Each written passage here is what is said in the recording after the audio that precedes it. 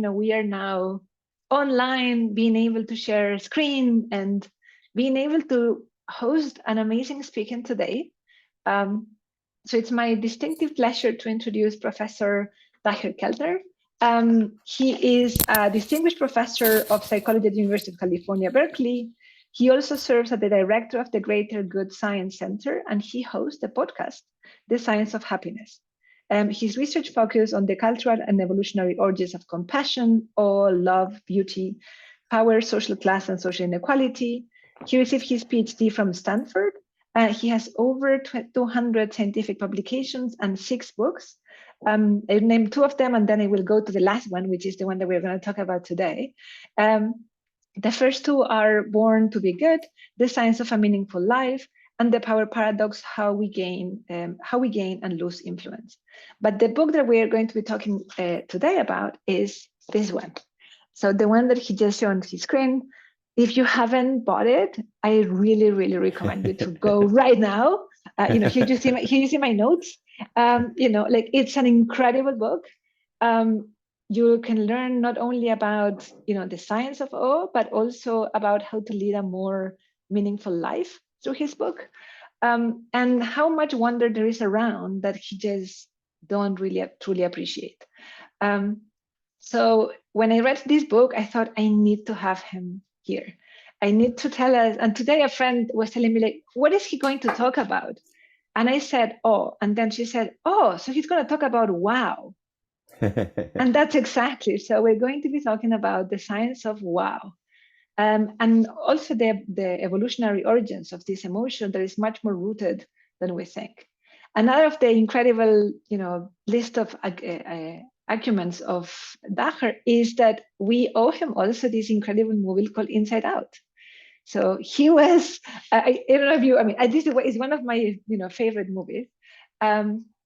He happened to be a consultant. So if those characters are really well portrayed and those emotions are really well described, it's because he consulted with Pixar and he was able to really personify those characters, like what it means to be enraged or what it means to be sad or happy. So thank you so much for having accepted our invitation. And I just look forward to your presentation. Thank you.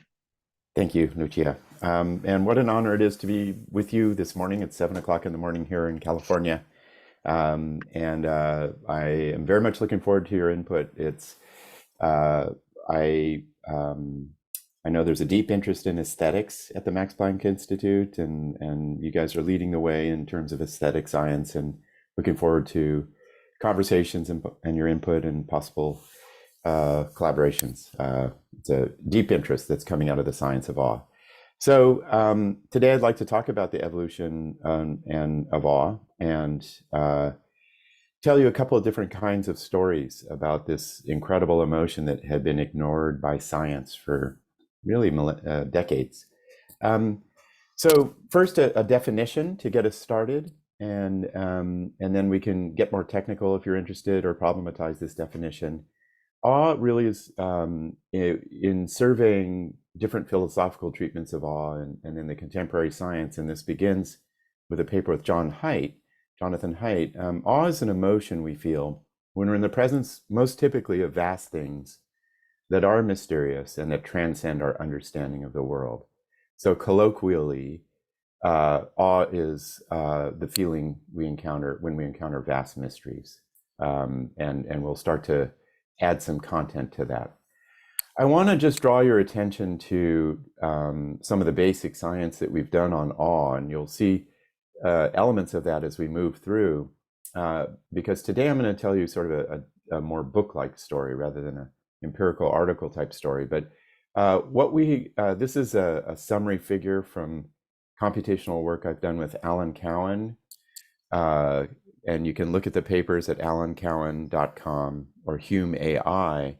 And these are large-scale data-driven studies where we have people kind of judge faces, judge vocalizations, judge emotion-related prosody, sort of rate their experiences in response to really short evocative film clips, 2,100 altogether. And this is coming out of our thinking about semantic spaces, really fascinating new approach to map the emotions And what I will tell you is this very laborious, detailed work with probably the biggest studies of human emotional expression, experience, music, and art tells us that awe is this distinct state that is in need of studying. So in the face and the voice, we have a lot of evidence showing around the world that it's kind of this distinct sort of expressive signal. If you look at how people in China and the United States, and if you follow my cursor, feel in emotion in response to music, you'll see that there is a space that really is related to awe. If you get into emotion-related prosody, 5 different languages, awe has this distinct acoustic signature.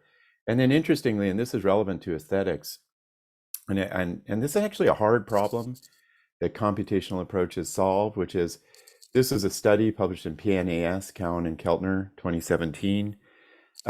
We had people look at 2,100 different videos, rate them with all the possible emotion terms and appraisal terms one might be interested in. And what we find is that experiences of awe down here really are in some sense distinct from closely related states like admiration, adoration, aesthetic appreciation, and then absorption as well. And so I know I'm moving quickly here, and you'll see more evidence of this, but what this tells us is we can really map awe as a distinct state in all these different modalities of emotion. Likewise with paintings, this is a unpublished paper, or it's under review right now, but people viewed 1,200 different paintings. They rated it with all kinds of different emotion terms. These clusters point out kind of the clusters of emotions that people aesthetically feel in response to visual art. And you'll see that awe is its own distinct state, distinct from things like mysterious or whimsical or absorbing. So that's just to convince you that this is, in some sense, as Einstein argued, one of the basic states that humans experience. We've documented this across multiple modalities, different cultures.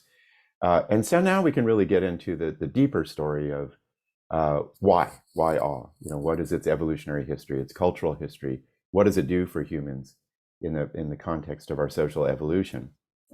Coming out of this descriptive work that I've just presented to you, and just to get our terms straight, awe is this emotion we feel in response to vast mysteries. Wonder, often conflated with awe in how we use language, but it really, in the philosophical literature, you can pull it apart, and it really is a mental state of curiosity that drives our search for understanding that follows awe. In the different cultural traditions, spiritual journaling, mystical experience, which I'll talk about later, people use words that are close to awe, like encounters with the divine, or things that are sacred that bring you awe, or a closely related transcendent state that hasn't been studied much in psychological science, bliss, where you just dissolve completely. And then our descriptive work, and this is really important, the work of Alan Cowan, finds that once you look at the face and the voice and physiology and brain physiology and then experience, horror really starts to pull apart from experiences of awe. And I can, if you feel skeptical of that, I can show that to you. So it tells us that awe is this very positive state in its own space of probably 12 or so distinct positive emotions we need to understand. Okay, so let's get to the stories of awe. You will see, and throughout my research on emotion, really for 20 years, as Lucia nicely said, I've taken an evolutionary functional adaptationist approach to the emotions. Why compassion? Because it helps us take care of the vulnerable around us, most typically our hyper vulnerable offspring. Why embarrassment? It serves as a reconciliation signal that restores relationships. Why love? It helps us fold into long-term pair bonding relations. And then we get to awe. And I, throughout this talk, will make the case that awe does a couple of things that really help us fold into and integrate into social collectives. We're a hypersocial species, a cultural species. We form collectives. We need a variety of adaptations or mechanisms that help us bond with others and sort of define ourselves as sharing interests with others. And awe is, in some sense, the paradigmatic emotion that drives our collective identity and our capacity, as you will see, for cooperation, collaboration, the conception of mutual interest. Jane Goodall, in observing chimpanzees that she was studying for decades, and Frans de Waal passed this on to me, and it's an amazing observation. Chimps do this waterfall display where they kind of move around, they become very reflective, they fluff up their fur or piloerect when encountering vast, mysterious natural forces, thunder, storms, rivers, waterfalls. And she said, I can't help feeling that this waterfall display or dance is triggered by feelings of wonder and awe we feel. Why wouldn't they also have some kind of feelings of spirituality, which is really being amazed at things outside of yourself? Very interesting, around the world, we have data showing that there's a particular kind of peripheral physiological response associated with awe of piloerection. It's a parasympathetic response, contracting the hair follicles that fluffs up the fur and gives you a sense of the chills or goosebumps, say in the back of your neck. And it turns out really nice analyses coming out of European scholarship find that really social mammals piloerect and fluff up their fur when they're joining with others into a collective to face peril. And so I think Goodall was observing that this kind of basic mammalian process of fluffing up the fur, joining with others to face adversity, very much parallels this rudimentary physiological structure to awe of parasympathetic activation of the muscles around hair follicles that gives us the chills. That at this deep sort of bodily structure to awe is about moving in close to others in the face of mystery or uncertainty or threat, and you see it in mammals. The cultural story of awe is phenomenally rich, and every emotion has a deep cultural story that accounts for how it's always changing and serving different functions within particular cultural contexts. And awe has a very prominent and fascinating cultural history across different cultures. In the indigenous traditions that really predate a lot of the written record in Western scholarship, scholars like Dr. Uriah Selidwin and Rebecca Stone have argued that awe is foundational to sort of the sense of social community and feeling connected to the environment, right, in a very integrated sense. And this is just one example of, Rebecca Stone has argued that a lot of the aesthetic creativity in indigenous cultures is about directly evoking awe through textile patterns and, temples. And this is a Huixcara sand painting from near Oaxaca, Mexico. They fill their cultural and their social environments with elicitors of awe, and then presumably to give the individual the sense of being connected, serving others, collaborating, being part of a collective. In the Western written record, from the beginnings of writings, mainly by religious people, to about 1700, awe is largely a religious emotion. And it's, there are rich traditions of spiritual journaling and accounting for sort of feelings of meeting the divine, as in this Caravaggio painting of Paul, having his conversion experience on the road to Damascus. And throughout the many spiritual traditions, from the story of the Buddha to Arjuna and the Bhagavad Gita to Saint Francis of Assisi, there are these thick, rich descriptions of mystical awe, of what it feels like to merge with the divine, the vastness and the omnipotence of supernatural forces. And then, like so many things, everything changes in the West with the Age of Enlightenment. And I'll return to the aesthetic observations of Edmund Burke later. But, you know, people become fascinated with the sublime and the beautiful, differentiating awe from beauty, which Alan Cowan's work has done. Hard to do, by the way. And, you know, what happens, you know, this is in the Age of Enlightenment with the arrival of science and reason, challenging religion, beliefs in human progress, you know, the expansion of industry and so forth, is awe becomes secularized. It becomes a psychological emotion. And Edmund Burke's book, I think he wrote in 1757, here it is, The Origin of the Ideas of the Sublime and the Beautiful. He's 27, and it's a spectacular book about feelings of awe. And he says the core elicitors of it are, it's the thing has to be powerful or vast and obscure or mysterious. And I'll return to his observations, but really anyone interested in aesthetics really should, and emotion, should really read this book. About 50 years later, awe becomes even more prominent in cultural thinking of Romanticism, of Jean-Jacques Rousseau and Goethe and von Humboldt, the great scientist, really starting to locate awe in music and in nature and as the defining passion of identity in some sense.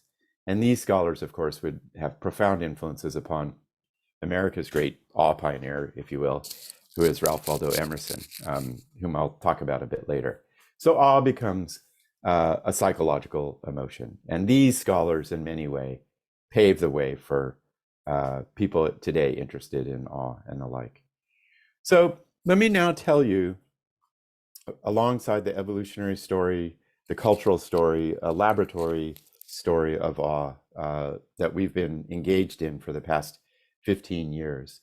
And I want to give you some just highlights, and then we'll dive into some more specific studies.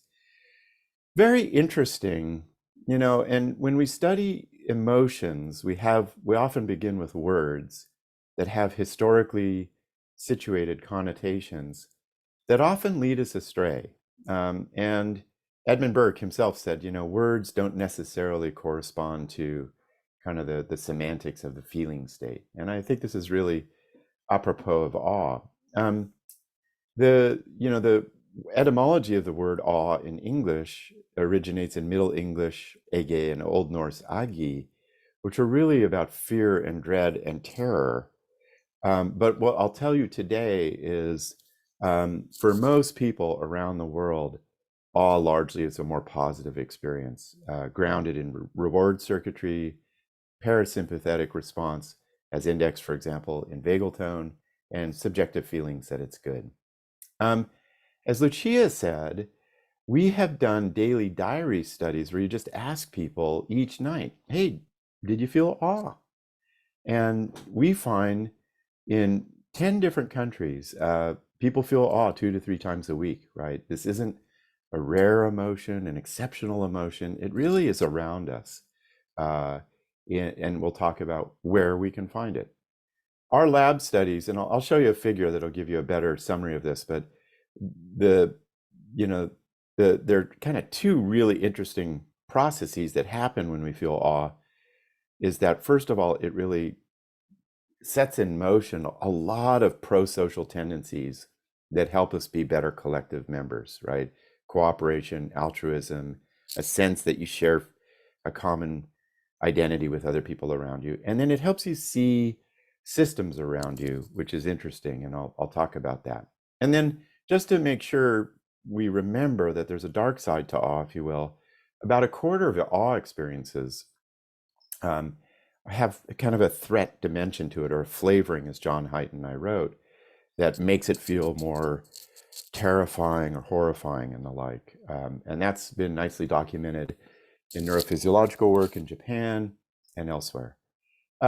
So this just is a recent kind of how we start to map out what awe does, from a paper with Maria Monroy, which is that, you know, when we feel awe, it profoundly shifts our physiology to more parasympathetic activation, oxytocin release, decreased activation of the default mode network. very profoundly, your sense of self tends to become quiet and vanishing. The voice of the ego in terms of goals and competitive advantage and strivings tends to really become silent, if you will. You become very pro-social, and we have a lot of studies showing just experiences of awe. You share, you cooperate, you collaborate. We have data showing, again, to this collective function of awe that, awe, even in nature by yourself, makes you feel like you're part of a community. Your sense of social network and how you're embedded in awe is just much more clear and robust. You feel like, hey, I have this collective sense of self. And then, for those of us interested in aesthetics and art and music, which I'll talk about, awe is really good for you. And here in the United States, we don't support the arts as you do in Europe. And so I think this is a really important argument to be made for why music matters and museums matter and art matters and dance matters and theater, which is, we just find almost every imaginable study we do, a lot of mental health benefits to awe, from lower anxiety to better well-being, and physical benefits to awe. We have a finding showing that awe correlates with less inflammation, which is a pathway to problematic outcomes. So good news for awe. Okay, let's get a little bit more specific. So awe is an emotion we feel in response to vast mysteries. It sets in motion shifts in your mind, your body, your social behavior to make you be a stronger, more integrated member of social collectives. So where do we find it, right? Where might we, start to understand what the philosophers call the intentional object of the emotion?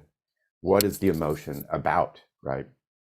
And to answer that question, my students and I, and we're just starting to submit these papers, gathered stories of awe from 26 countries around the world, and getting way beyond the weird critiques of psychological science. We have data from Mexico and India and South Korea and Brazil and Chile and Poland and New Zealand, really many different religions, economic perspectives. We gather these stories, we translate them, and then we code them into what the emotion is about. And in my book, I write about these as kind of the 8 wonders that bring us awe. And we'll talk about a few of them in more detail. Other people, just the goodness, the kindness, the resilience of people will bring us awe. Nature, collective movement, visual design, probably of interest to many of you, cathedrals and the design of machines and watches and paintings and buildings. Music, big ideas, and 2 more metaphysical ones, which is kind of religious experience, mystical experience, and then the life cycle. Fascinating that people are awestruck by how life emerges and then how it ends, right? That awe seems to track this cycle of life, which, once you start to think about it, it is really one of the basic laws of the universe, or the natures, is this cycle of life. So let me walk you through a few of these, and what we've learned scientifically. This is remarkable. Around the world, in countries as distinct as Mexico and Germany and Poland and India and China, it was really other people's virtue that really is a powerful elicitor of awe. Just ordinary people doing moral acts, virtuous acts, sharing resources, overcoming obstacles, standing up courageously, saving somebody's life, is a source of awe. And these are, from Mahatma Gandhi to civil rights activists. It just activates very automatically the tears and the goosebumps and the sense we can do better, and cooperative tendencies and feelings of awe. Just to give you an example of one of these, This was one of a mother whose daughter was born with a physical condition and then became a dancer. When watching my daughter, who was born with bilateral clubfoot, dance in a ballet recital for the first time, I was filled with awe. I was in the audience with my mother, and my girl was dancing on stage. I had been backstage with her before and had been getting ready for her performance. While watching, I felt the beginnings of tears in my eyes. My heart felt like it was going to burst. I had flashbacks of when she was born with her feet upside down, and I was awestruck just at her overcoming. Here's another one. So interesting where these come from. This is from Pittsburgh, Pennsylvania in the United States. It's 1973 at my cousin's restaurant. My father worked there as a bartender. I was there, and my best friend from high school walked in. He is Black and I am white, and I hadn't seen him in 5 years. I embraced him and we began to talk, and a guy at the bar said to my father, "How can you allow your son to have an N-word as his friend?" My father looked at this guy and told him to get out and never come back. And then his son feels awe and pride. So what we know is, and there's a nice review of this, that if you see brief videos of morally inspiring, elevating people, as opposed to appropriate humor control conditions or neutral stimuli, you get the chills, you tear up, oxytocin release, vagal tone, activation in the orbital frontal cortex. People share more, they cooperate more, they feel like they could be better citizens. And for those interested in aesthetics, of course, one of the questions we're now looking at in my lab is how art, portrays moral beauty, and its purpose being to activate this kind of awe in people for the effects that we describe here, moral beauty. A second wonder, around the world, no matter what the ecosystem, no matter what kind of nature you are living in, is people are awestruck in, the sense of E.O. Wilson, just almost intuitive and reflex-like in encounters with nature, or biophilia, what he called. More recently, Dr. Yuria Salidwin has written about what she calls ecological belonging, which is this sense that the mind of humans is intertwined and readily grasps our sense of of integration into nature. We are one species that's part of an ecosystem around us. And the properties of this feeling, which she calls ecological belonging, have these properties like experiences of awe in nature. We feel connected, that everything is alive with a vital force, that there is really a lot of collaboration going on among species, which Charles Darwin called his tangled bank of, just ecosystems, all these species collaborating and competing together. And there's just a lot of evidence on just the power of nature to activate these regions of our mind to produce awe. Couple of stories of awe out in nature. This one from history. This is de Saussure, who is, I think, the third person to ascend Mont Blanc. Said, "The soul ascends, the vision of the spirit, it tends to expand, and in the midst of this majestic silence, one seems to hear the voice of nature and to become certain of its most secret operations." This was one of many stories of natural awe that we got from around our 26 cultures study from Russia. 5 years ago, I was collecting mushrooms in the forest, and I bumped into an uncommon hole in the ground. Around it, all the trees stood in a circle, as if gazing into a hole. And I love how this very short narrative reveals that when we feel awe in nature, we have this sense of like all living beings are conscious, panpsychism, that there's much more pattern there, the trees standing in a circle, than you might ordinarily perceive. Awe awakens the mind to what Dr. Salidwin calls ecological belonging. We're part of nature. This is a famous quote in American thinking about awe, which is by Ralph Waldo Emerson, the American transcendentalist, who very much influenced William James and the environmentalist movement, environmentalist writing here in the US. He was walking out on a winter day and he encountered this forest, and it was cold and crisp and clear. And he writes down, "In the woods we return to reason and faith. There I feel that nothing can befall me in life, no disgrace, no calamity that nature cannot repair. Standing on the bare ground, my head bathed by the blithe air and uplifted into infinite space, the vastness, all mean egotism vanishes." And then he almost has this spiritual language. I become nothing. This spiritual force circulates through me. And he would really anticipate where American spirituality has gone, where today 40% of Americans feel that the awe they have in nature is spiritual, that they encounter something beyond the laws of science.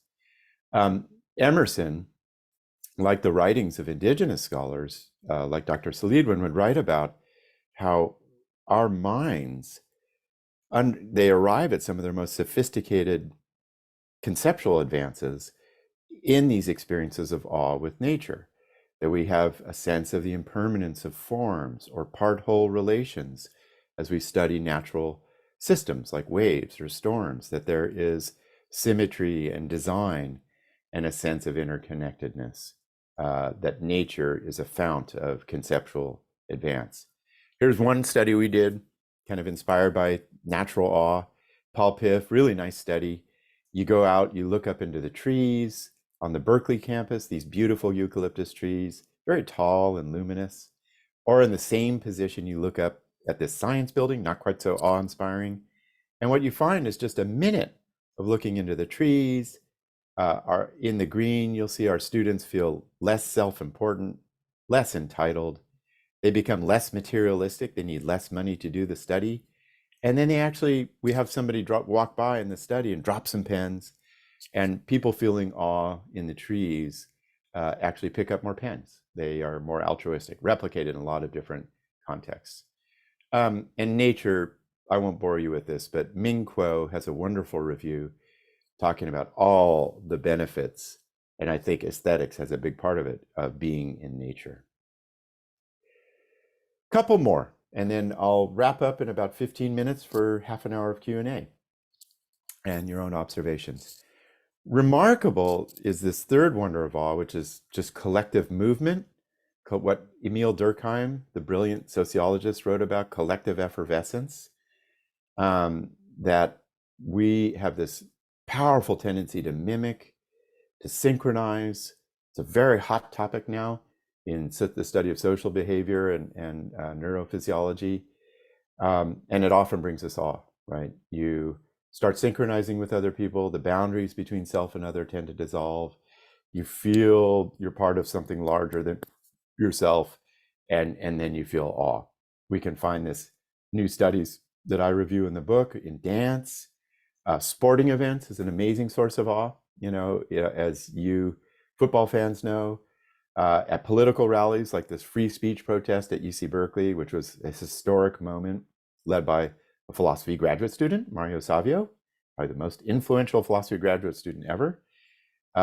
Recreation, public spaces, we find awe, as Durkheim wrote, in just the merging of awareness and consciousness and identity at this almost reflexive level when we move in unison with the others.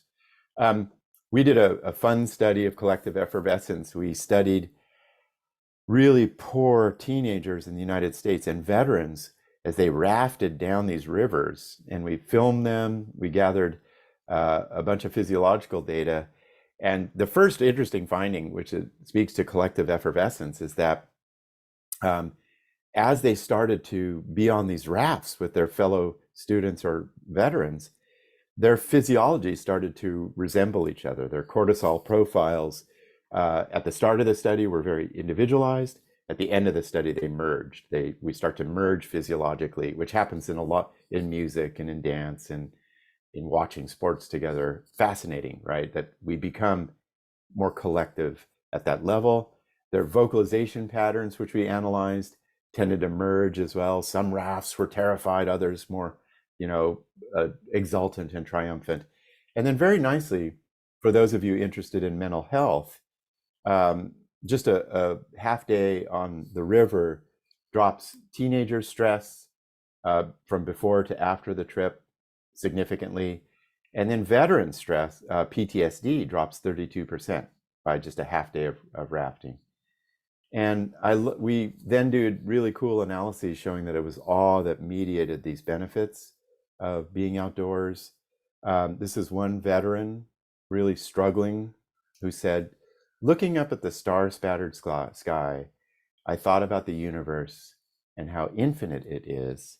It makes what I do feel less self-important, the vanishing of the self, but the opportunity of what I could do more powerful and lightweight. That is the system you could be part of. I've never seen how many stars are in the sky like I did tonight. So I gonna sort of take 15 minutes, and it does just a disservice to the richness of these literatures, which is, and I hope you're all working on them, and maybe this talk gives you some ideas and tools as we head into the more transcendent aesthetic realms, and talk about music, a little bit on visual design, and then spirituality. The study of music and awe, and we've got nice work with Alan Cowan. As I showed you earlier, awe is part of the aesthetic space of music. People have transcendent experiences in music. Concerts will change people's lives. Regular pieces of music that you start to identify with start to bring you awe on a regular basis. Certain moments in your life, if we were all physically together, I'd ask you this. There are moments of your aesthetic experience with music that probably have defined who you are. I was in Laurel Canyon in Los Angeles when the Sgt. Pepper's album of the Beatles came out, and my family and I listened to it, and it was a transcendent moment for not only the culture but family and myself. And there's just incredible new studies of awe and music that I hope this will inspire you to look at. Nicely reviewed by Patrick Savage in a Brain and Behavioral Science article recently. Music is old. We've been singing songs for a long time. Sam Mayer at Harvard, the musical songs we sing at night, the lullabies, have a deep universal structure to them. And then in the literature, awe emerges out of this in a lot of different ways. But one is music turns us into a collective organism, if you will. It just synchronizes our actions through these deep tendencies to find rhythm in music, beginning, science shows, at 6 months of age. And then there's emergent new work that music gives us a sense of what the collective is, that when we have a feeling of awe in response to music, what that orients the mind to is our sense of cultural identity, that this is my tribe, these are my people, this is the values and the moral principles, foundations, in John Haidt's words, that matter to me and this collective that I will live and die for. Fascinating new work that, analyses of folk songs find that folk songs are more similar as two cultures' genetic similarity is greater. So the sounds of the music tend to track the genetic resemblance of cultures. Infants will be more trusting of adults who sing familiar songs. Music, through awe, brings us a sense of shared cultural identity. So happy to talk more about that at Q&A. Music also shifts our physiology in really interesting ways. It opens us up to awe. So two final domains, and our visual design. I'll get to spirituality, and then end with visual design, probably what you're most interested in.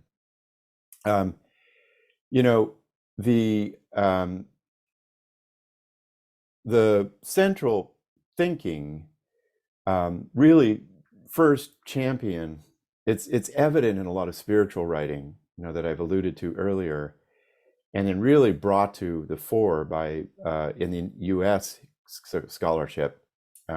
This is throughout indigenous thinking and scholarship and science, but is the thesis that, as Emerson really pursued, Emile Durkheim and William James, that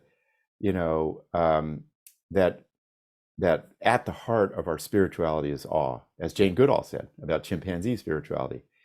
And really the advocate of this is William James, his radical book, Varieties of Religious Experience, such an important book that came out of some lectures he gave to a society in Scotland, where he just brings together stories of spirituality and transcendence and arrives at this thesis that we find spirituality in pluralistic forms, right? That we find it in visions and in the different spiritual traditions, yoga. James found it when he took some laughing gas, which is funny. It started his whole inquiry as he had this experience of laughing gas and felt like he was encountering the fundamental cosmic it and nature. And I'll just, from that, if you are interested in spirituality, a lot of nice work now starting to map this, of the principles of spiritual awe, that we have this sense of truth. It's hard to describe. There is unity in everything. It's interesting to think about how aesthetics can have these properties too, right? Of just being this transcendent realization of what the point of your life is. So I want to end with awe and visual design with a very narrow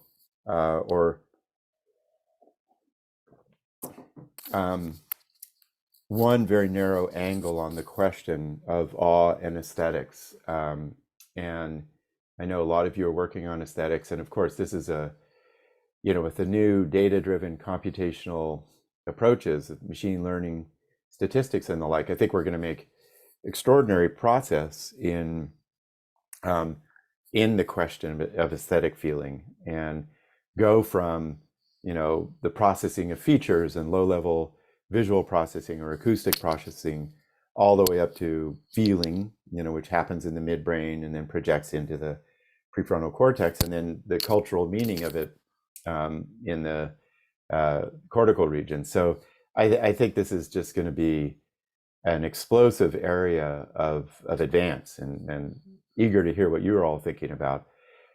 For an emotion scientist like myself, what we're really interested in is appraisal processes, higher level meaning making processes that would make us feel awe at a particular painting, awe at the facade of a building in a city, or awe at a sculpture or a dance performance. And I was lucky to be raised by a visual artist, and in the book write about how my dad, who got me to museums, and I wasn't very good at art, and struggle with it, but there were just moments when he showed me the Dutch masters and De Hoek and Jan Stein and Vermeer and others on a trip to Europe. It just changed my life just to see the ideas that they were portraying in their really transcendent portrayals of everyday Dutch life. So I'll just sort of close out with some interesting appraisal principles of how art and visual design can make us feel awe. And these come straight out of Edmund Burke's book from 1757. So one is really best embodied in Japan and their aesthetics, and the principle of wabi-sabi, that we should be designing and painting and building things and creating artifacts that have this cycle of life built into it, the principle of wabi-sabi. And I think that we feel moved aesthetically by visual design when it has the elements of life cycles, right? Of sort of processes from birth to growth to decay to ending, right? And that cycle. This is If you travel in Japan, a lot of their design, like cemeteries, for example, this one being in Kyoto, have that principle of moving from birth to growth to the decay and fall and tilting and moss on these tombstones in this cemetery. It's throughout their design process. And it very much is aligned with how life cycles trigger awe. Very obviously, and this comes out of sort of the analyses of awe, and then Edmund Burke, which is when, and Burke wrote about such interesting ideas in the aesthetics of awe, that repetition, when you think about patterns in music or repeating patterns in visual design bring awe, succession. And he also wrote about how when elements of an aesthetic object really are part of a whole, and you start to see how specific elements become part of a broader pattern within the object, you will feel awe, right? You'll have that experience of vastness and mystery. And of course, these are famous naturalistic drawings of Merkel from the 1900s of sea life.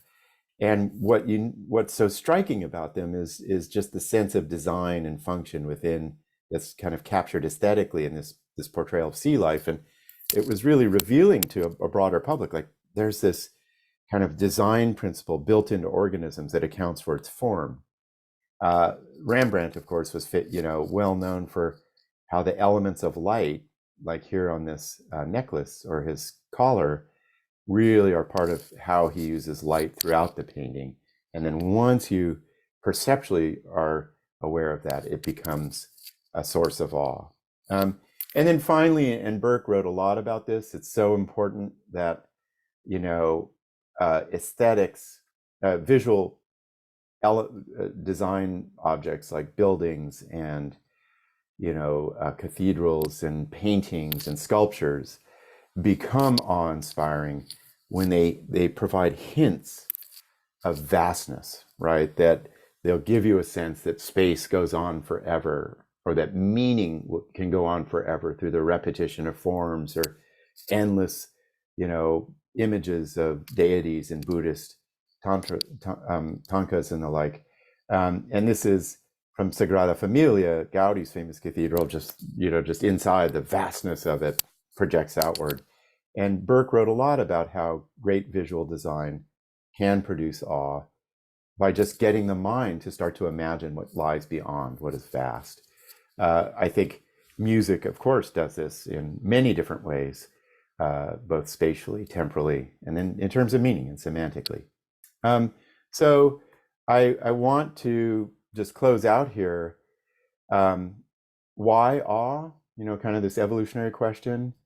As Einstein said, this is in some sense the deepest human emotion, what he called the cradle of art and science, and civilization, that it is our emotion that brings us together, finding shared meaning and creating culture, which we evolved in. In the proximal sense, awe is really good for us. And over here in the United States, we love things that are good for us. And, so it's just good for well-being. It's good for your body.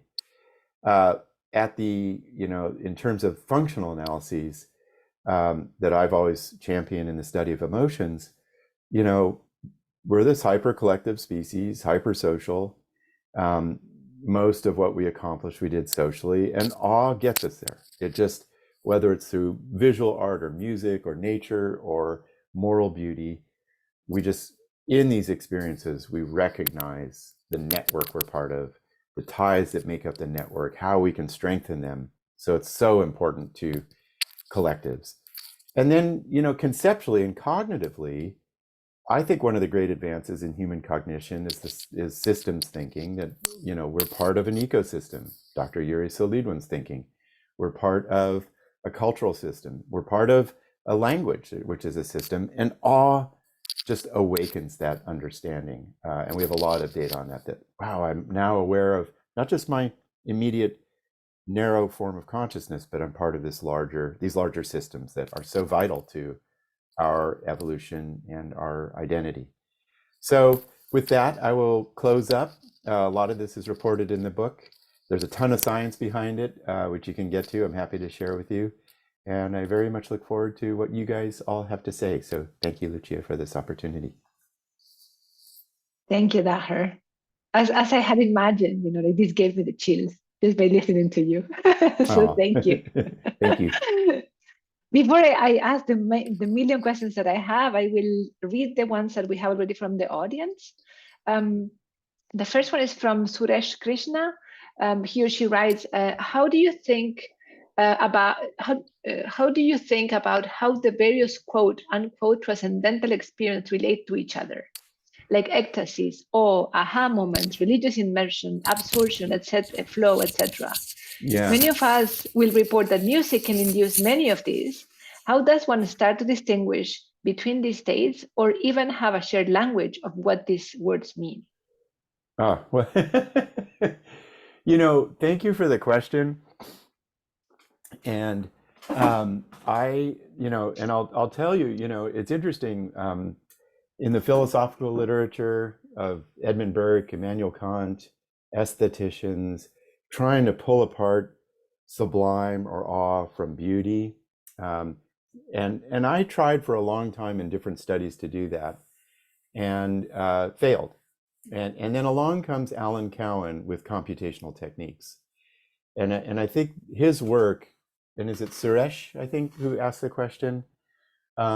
I would really turn to that. I think it's the future of aesthetic science, frankly, to answer these questions. And so what you need to do, and we outline this in a Current Directions psychological science paper, Trends in Cognitive Science, you need people to rate thousands of stimuli that really try to cover a domain.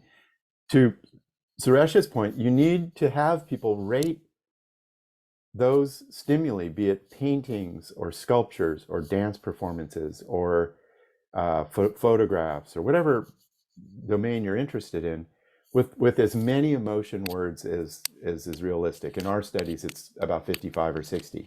And you have terms like bliss, horror, ecstasy, awe, absorption, beauty. And then you do certain kinds of statistics that Alan really pioneered in his papers. They're not too hard.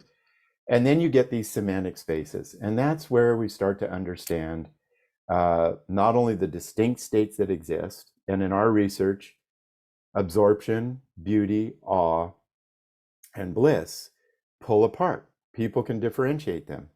And then if you have people rate those stimuli with appraisal dimensions, which people like Klaus Scherer, very interested in aesthetics, have worked out, you start to learn awe. You still have a little bit of the voice of the self. Bliss, the self is just gone, right? You're just merging. And we can make progress that way. And then I think if you look at Alan's papers and then you apply those methods to your questions, we'll pull them apart.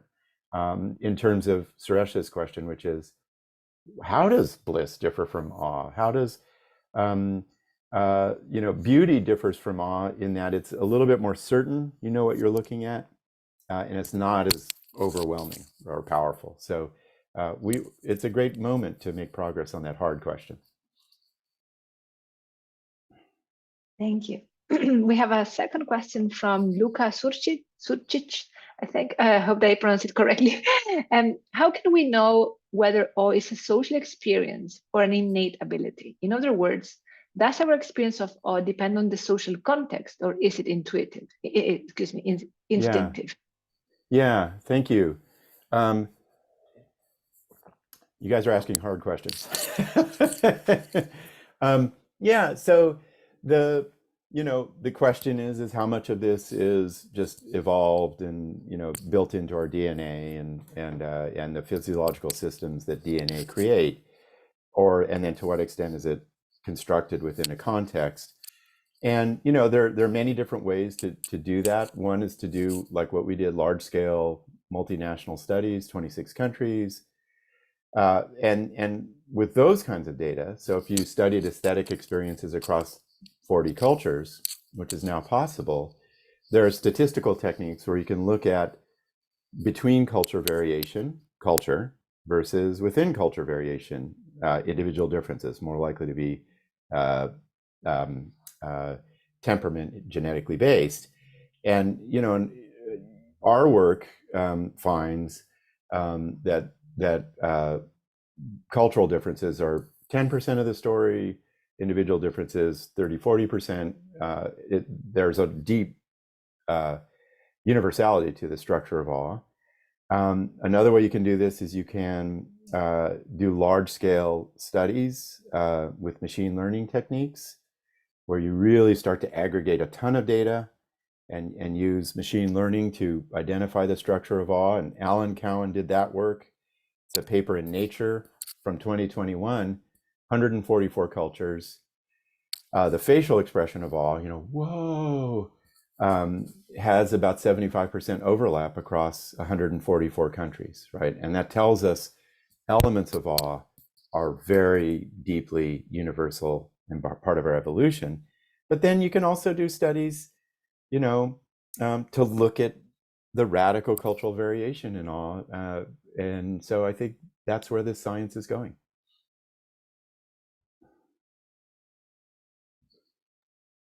Thank you. Next question from Megan.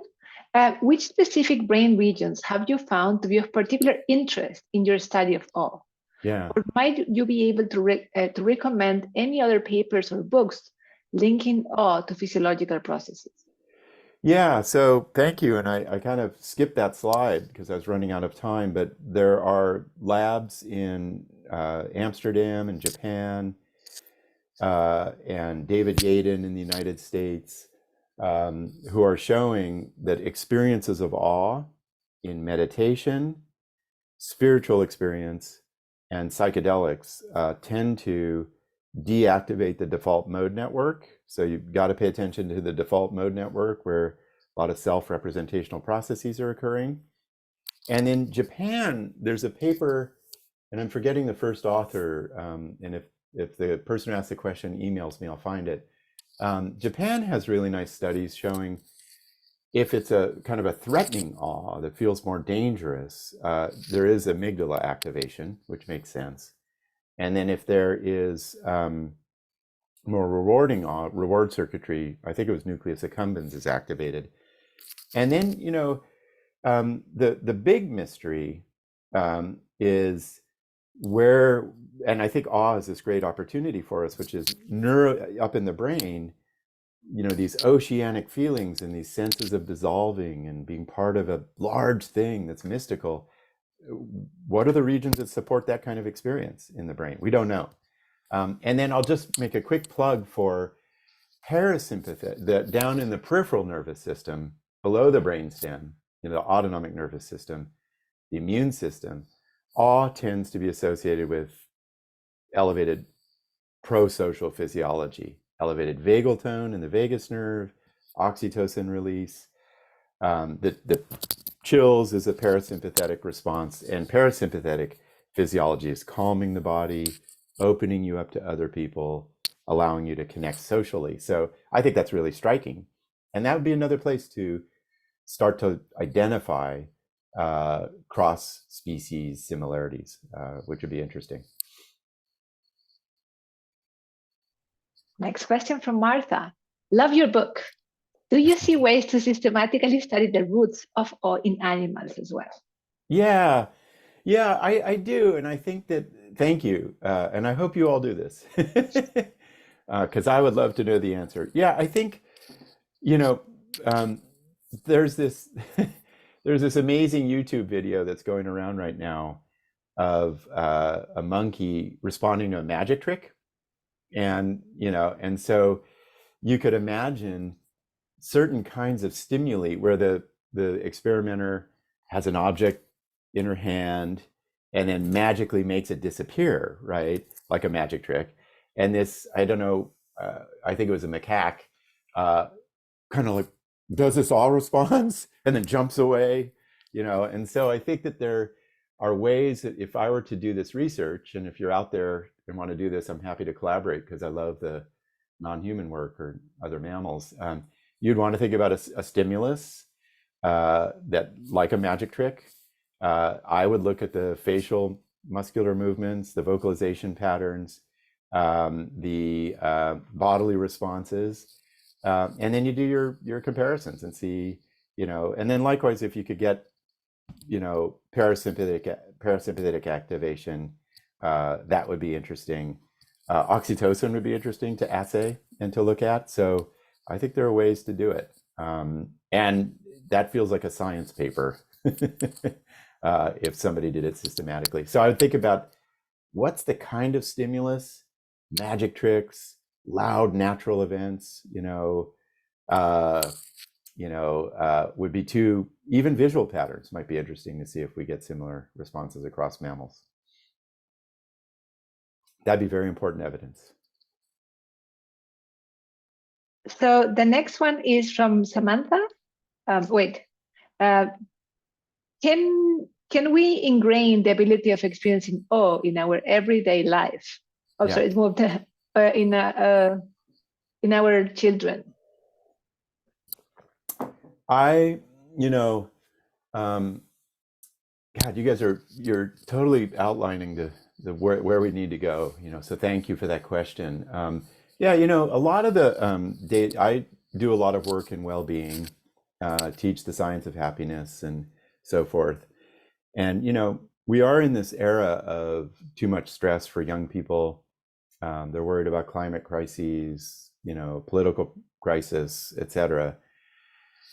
And in the United States, economic inequality, or feeling it. And so they're stressed. And I think,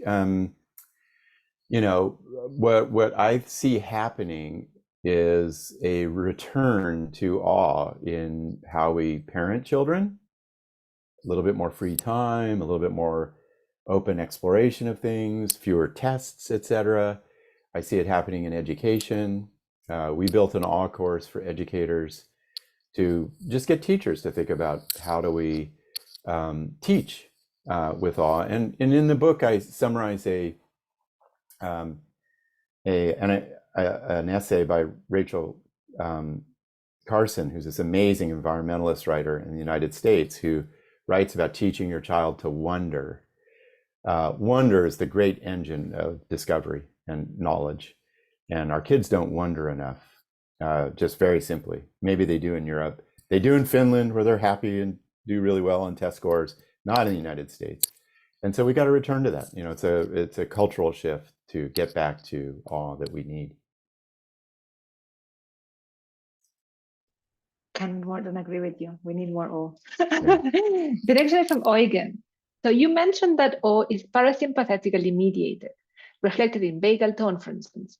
How is that related to the fact that piloerection is exclusively sympathetically driven, since piloerection is also indicative of awe? I think we need to pin that. I'm not sure if it's parasympathetic or sympathetic piloerection. I sought out studies, and so it'd be I'd want to pin that down. And I think the science on that is really young. I think that the awe is going to be, as is the parasympathetic, sympathetic. A lot of these complicated emotions like compassion, love, desire, and awe are complex mixtures of both, right? So the tearing of awe, I think, is parasympathetic. Vagal tone, we've got that from our lab.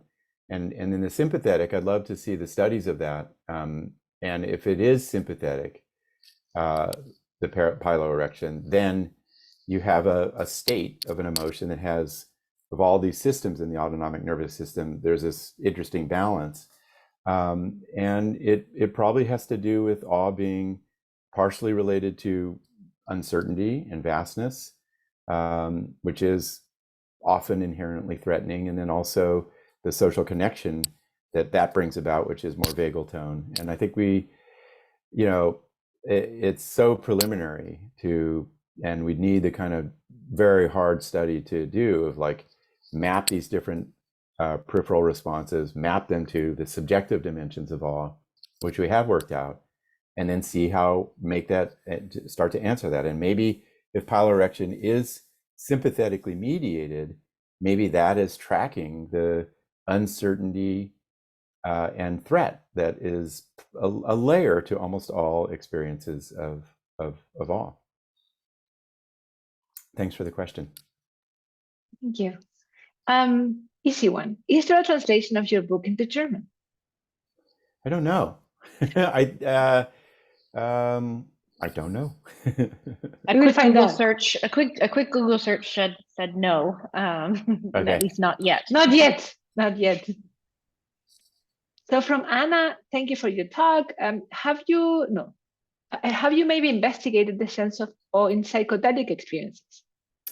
Yeah, that we are, and then I would also cite David Yaden at Johns Hopkins, and also there's a Dutch neuroscientist, Michael, whose name I'm forgetting, at Amsterdam, who's doing a lot of work on psychedelics and awe. And I think that the earlier question of like, I mean, you think about the opportunities here of psychedelics producing these transcendent feelings of love and bliss and ecstasy and awe. The right kind of research could really differentiate those subjective states, how they map to different brain processes. So there's a lot of opportunity for advance in psychedelics. And David Yaden, a lab in Holland, some of our work will really start to get after it. And I think it's going to be one of the places we learn more about the neuroscience of awe. The next question from the audience, and then I'm going to take mine. Okay. How do you see the relationship between awe and the concept of flow? Yeah. Another tough question. And flow is more about your, just the sense of flow, if you will, and sort of ease and the right balance of challenge and skills that tracks your sense of your activities that you're engaged in. And it has a lot of the subjective correlates of awe, this is amazing, I'm losing a sense of time, I don't know where I am or who I am. But flow doesn't have this sense of like being connected to something large, right? Like the sense of an ecosystem in natural awe, or the potential of human beings in moral beauty. And flow is more about tracking the individual, engaging in activities like work or art or creativity. And then flow registers an experience when you have the right kind of mixture of skills and challenges. So it doesn't have this awareness of things, large systems that you're part of, that really is definitive of awe. It's a great question. And no one studied that. So, nor has anybody studied, I don't know if you are all interested in meditation and mindfulness, but no one studied awe and meditation and mindfulness. So things to do. A lot to do. You had created a new field. That's what happened, when somebody poses a new question, right? Here's mine, because I think coming back to what people in the audience were trying to say, one of the things that I found fascinating about your research is that this is a very strong emotion. It has a very strong physiological component. So it seems to me that this is something that it's an emotion that we can track without asking people. Yeah. Yep. You know what I mean? Yeah.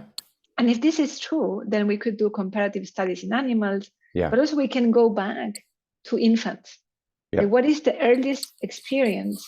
Because I think with most of these studies that we have about emotions is later on in life, right? Yeah. So my question to you is like, shouldn't awe be the starting emotion? And if so, like, how would it be? How would it look like? Yeah, I mean, it's so, and with Eftihia Stamku at University of Amsterdam, we're studying awe in infants, and they're incredible. If you just want, there's this, again, YouTube evidence of babies in tunnels. If you look at these videos of babies when they go into tunnels and it's totally black, and then they come out of it, they're like, whoa, they're trembling with awe, because of the vastness and the unexpectedness of the experience. Yeah, thank you for the question. And I'll just pause for a moment here. When I started this research, I think one of the misconceptions that people had is that awe, you can't study it scientifically. You can't measure it, right? It's ineffable. It is spiritual. It is mystical. It's beyond words. And that actually, it turns out, ironically, awe is one of the most measurable emotions that we can study right now. So as an example, the awe facial expression is we've documented it in, this Nature paper, 144 cultures. People, whoa, they open their eyes, they open their mouth, readily defined. The awe vocalization, whoa, deep universal, 90% identification across 12 different cultures.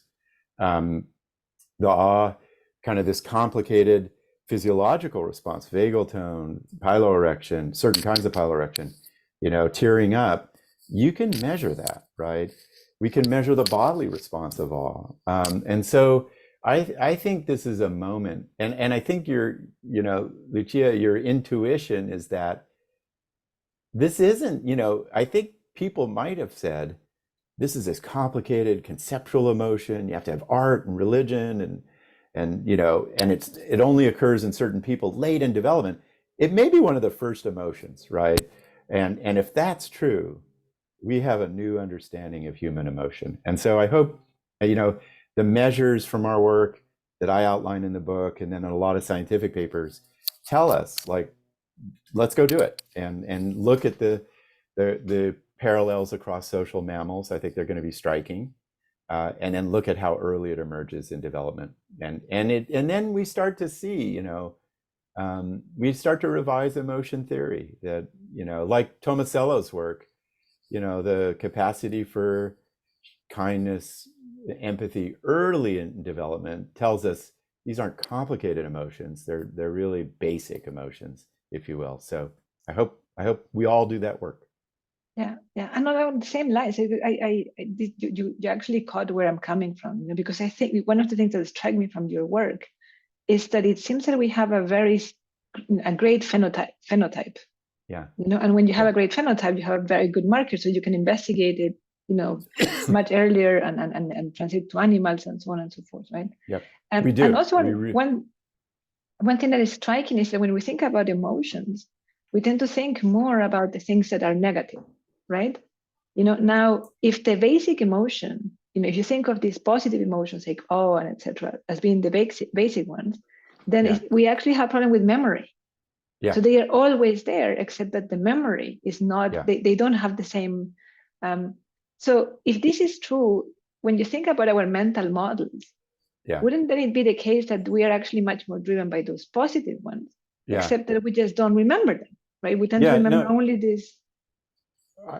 I've written about this. I would really read, we have a bunch of new publications, Current Directions in Psychological Science 2023, thanks to Alan Cowan's work, his Trends in Cognitive Science, taking Ekman's criteria of basic emotions, signal, physiology, evolutionary function, etc. experience. We've got 20 basic emotions, not 6, like Ekman thought. Darwin wrote about 53 different states, and he was ignored. Which is an interesting scientific scholarly anecdote. And so there are 20, 10 or so are positive, compassion, love, awe, interest, amusement, pride. You can really chart the mammalian sort of precursors to these emotions and universality, etc. And your point is exactly right, which is I just had there, if you just ask people what emotions they feel on a daily basis, a lot of it's positive. And somehow our field and memory tends to think about like, oh, where was I really mad? And that's an emotion. But really the fabric of life, and this comes out of evolutionary scholarship too, has a lot of gratitude in it, a lot of beauty, a lot of love. So hopefully the science will kind of get us to rethink those early misconceptions. Thank you so much. This was really awesome. Oh. Thank you all, and I hope to visit you someday and to continue these conversations. Thank you. Take care, everyone. Till the next one. Thanks, Lucia. Thank you. Thanks, Tanya. Bye-bye.